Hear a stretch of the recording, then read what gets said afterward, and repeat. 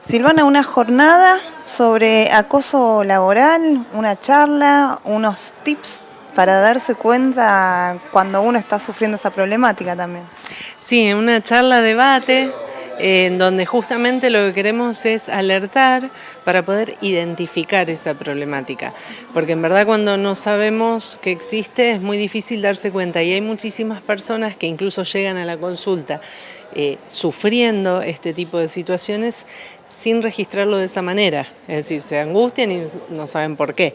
Entonces, esto de poder identificar cuando hay un hostigamiento, un acoso, digamos, dirigido a una persona en particular o a varias personas dentro de una organización, y digamos que esto lo pone en una posición de vulnerabilidad, pero que vamos a estar charlando un poco del perfil porque a veces se confunde y uno dice, bueno, esa vulnerabilidad es porque es una persona débil. Todo lo contrario, la vulnerabilidad reside justamente en las personas que sobresalen, que por alguna razón se destacan en el ámbito de su trabajo y que resultan una amenaza para sus superiores o para sus compañeros. Vamos a hablar también de las formas de mobbing, es decir, el mobbing puede ser vertical, puede ser horizontal, depende si se lleva a cabo, digamos, por un superior o por compañeros de trabajo. ¿Qué sería el mobbing? El mobbing es el acoso, el hostigamiento, es la serie de conductas negativas dirigidas a una persona en particular que son recurrentes y por un tiempo prolongado, con el objetivo de vulnerabilizar, de dejar en una situación de desvalimiento a la persona afectada. Esa conducta de hostigamiento sistemático y recurrente, vamos a decir, no es un episodio aislado, ¿sí? Porque todos tenemos conflictos en el trabajo, todos podemos tener algún nivel de tensión con algunos de los miembros de la organización. En todo grupo humano se generan tensiones, eso es normal, digamos. Pero cuando el hostigamiento es sistemático y esas conductas negativas de acoso se dirigen siempre a la misma persona por un tiempo prolongado, bueno, ya estamos ante una situación de mobbing, que pueden ser distintos tipos de conductas, ¿no? Vos hablabas del perfil del acosador, qué características tiene y cómo nos damos cuenta si dónde está el límite ese entre quizás la seducción y el abuso. Bueno, ahí ya estamos hablando de acoso sexual. El límite entre seducción y abuso, si bien el acosador siempre es seductor, en el acoso laboral, en el hostigamiento también, pero digamos, una de las formas del acoso laboral puede ser el acoso sexual. El acoso sexual también se puede producir por fuera del ámbito de trabajo. Pero dentro de lo laboral, el acoso sexual se puede dar con o sin motivaciones sexuales. El que es sin motivos sexuales en realidad es una forma más de mobbing, es decir, de este hostigamiento, de esta conducta negativa, pero de contenido sexual, en donde en realidad lo que se busca es humillar y denigrar a la persona a la que se acosa. Digamos, ese es cuando no hay una motivación sexual. Cuando sí la hay es donde tenemos que hacer esta distinción que vos planteás con claridad entre seducción y acoso. ¿Dónde está el parámetro? No en la intencionalidad, digamos, del acosador, sino el parámetro está en la receptividad. Es decir, el límite está en cómo yo tomo esto que vos haces. Porque el rozamiento del cuerpo, las miradas, los chistes, los comentarios pueden ser un instrumento de seducción que no tiene por qué extinguirse entre las personas, porque el cortejo, digamos, la seducción es parte de lo que nos permite establecer un vínculo, ¿verdad? Lo que pasa es que hay que estar atento a cómo el otro recibe ese comportamiento, esa acción o esa palabra. Entonces, el parámetro está en si produce incomodidad, si el otro se siente mal, bueno, ahí lo consideramos un acoso. Pasa que algunas veces la persona o no registra la negativa del otro o hace caso omiso. Y este es el acosador, el que no le importa, no registra que el otro no quiere, no tiene ganas, se siente incómodo, no tiene la inteligencia emocional ni la empatía. El acosador, tanto en el mobbing, o sea, en el hostigamiento, en el acoso laboral, como en el acoso sexual, suele ser una persona que no es empática, es decir, que no tiene capacidad de ponerse en el lugar del otro. Por último, te pregunto por un caso que pasó hace unos días, el caso de este psicólogo de un sector municipal Sí. con una persona que fue a denunciar un caso de violencia de género. ¿Qué herramientas tiene la mujer cuando sucede esto? ¿Dónde puede concurrir y cómo hace para darse cuenta que a veces uno se piensa que está protegido en un lugar y puede pasar en cualquier ámbito? Sí, lo más espantoso, digamos, de los abusos o acosos sexuales, el abuso como una forma extrema, digamos, del acoso, es que a veces viene de la mano de personas en las cuales confiamos, ¿no? Como lo que está pasando hoy en día, que todos conocemos, digamos, en cuanto al abuso de estos jóvenes, también son personas referentes en las que se confía. Por eso es mucho más difícil eximir de responsabilidad a un profesional de la salud, en este caso como un colega, un psicólogo, en donde la persona deposita su confianza y lo reconoce como una autoridad. Eso te pone en un lugar de poder, de asimetría de poder, que es lo que se juega siempre en el caso de acoso, ¿no? Entonces, en esa asimetría de poder, porque vos confías en tu terapeuta, en tu médico, digamos, entonces te pones en sus manos y esta persona te manipula para abusar o para intentarlo por lo menos y te acosa sexualmente. Eso es doblemente punible, digamos, digamos, perjudicial, porque vulnerás ese lugar de poder que la persona te otorgó como autoridad, en este caso de profesional de la salud. Así que mucho peor que cualquier otra situación de acoso sexual que podría darse entre pares, entre, qué sé yo, dos trabajadores, hablando del ámbito. Entonces, en el caso de los psicólogos es como imperdonable. La verdad, el Colegio de Psicólogos de la segunda circunscripción de Provincia de Santa Fe y la Facultad de Psicología ya emitieron comunicados, digamos, que han publicado en repudio a este comportamiento del colega. Lo que pasa es que, bueno, somos todos humanos, nadie está exento, ninguna profesión está exenta de estas situaciones tan lamentables. Contame qué tiene que hacer una persona que está sufriendo acoso laboral, cómo actúa la justicia en ese caso. Mira, lo primero que tiene que hacer una persona que se siente en una situación de acoso, y si el ámbito laboral lo permite, es recurrir a su empleador o a recursos humanos, depende cómo sea cada uno, cada organización, y contar lo que le está pasando. Y bueno, después, si no encuentro una respuesta, eso es una sugerencia, ¿no es cierto? Lo que yo considero en camino, digamos, ascendente.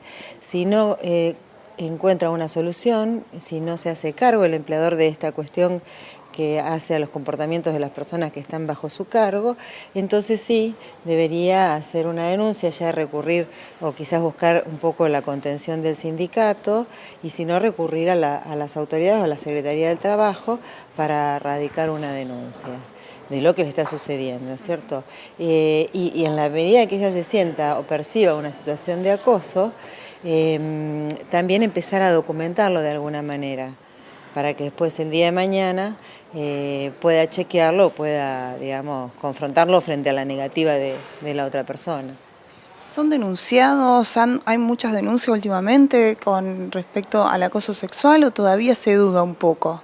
Se duda porque, bueno, el acoso sexual en sí no es un delito. Lo que puede llegar a ser delito son las conductas a las que se apela para el acoso.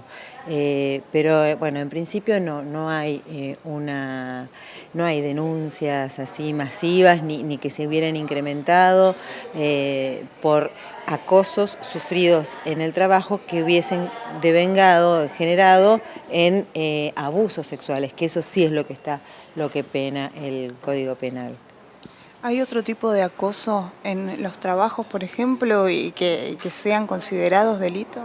Sí, el acoso laboral o mobbing, que vendría a ser una forma de violencia en el trabajo,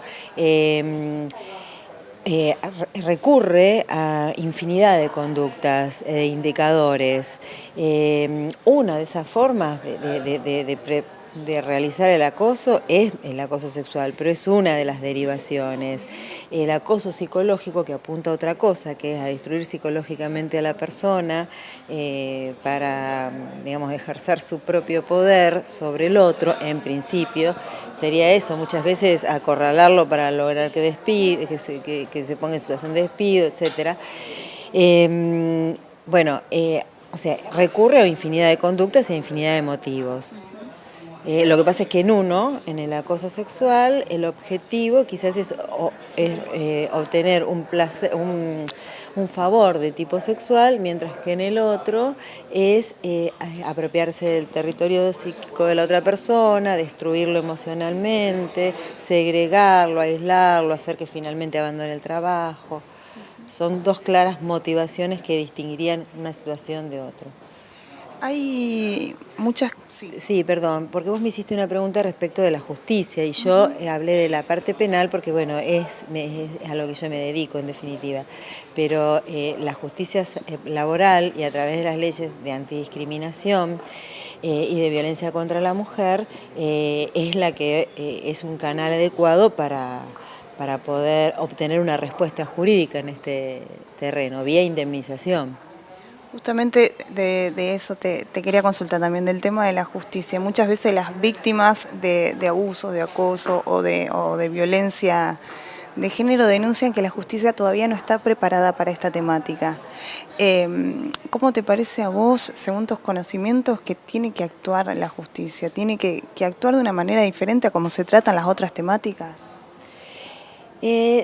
No, yo creo que tiene que actuar de la misma manera que se tratan un montón de temáticas delicadas y que hacen a los derechos humanos. No olvidemos que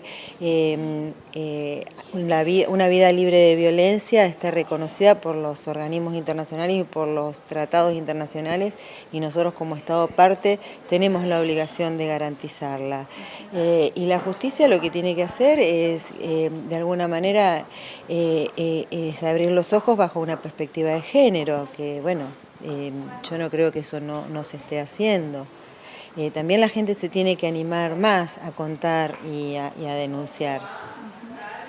Por último, las nuevas tecnologías han también facilitado otro medio para diferentes tipos de acosos. ¿Cómo está la situación? ¿Está regulado los delitos informáticos judicialmente? Bueno, judicialmente no, está regulado legalmente, que sí está regulado el tema del grooming como una forma de acoso a través de la nueva tecnología. ¿Y hay casos? ¿Han aumentado los casos?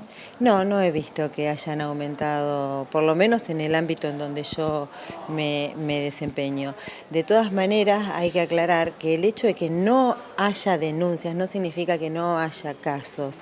Y justamente entiendo que este tipo de jornadas, de charlas, de información, de dar datos, abrir caminos, es una vía para que la gente empiece a tomar conciencia de que a lo mejor se encuentra en una situación que puede ser contemplada o acogida, no ya para el castigo o la represión, sino para que cese, para poner límites, para no sentirse solos, para darle una solución y una respuesta a su problema. Por último, ¿cuándo se considera el acoso un delito penal y cuándo es civil? Mira, el acoso en sí, que implica una serie de hostigamientos, de mortificaciones, de conductas agresivas no queridas por la otra persona, que de alguna manera ofenden, humillan y se perpetúan a lo largo del tiempo. Ese tipo de situación no es un delito. Igual está contemplado como una falta en la provincia de Santa Fe y tiene una pena de arresto de hasta 5 días, creo.